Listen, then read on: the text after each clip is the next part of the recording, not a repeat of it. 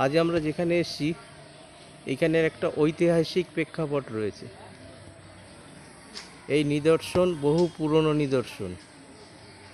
এই মন্দিরেই বিদ্যাসাগর বিধবা বিবাহ প্রচলন করেন।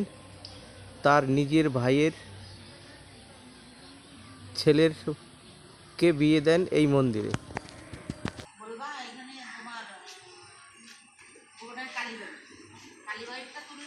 ঠিক আছে, বলবা যে হোক যে দিদি ভাই বা দাদা ভাই এখানে কালীবাড়িটা কোনটা।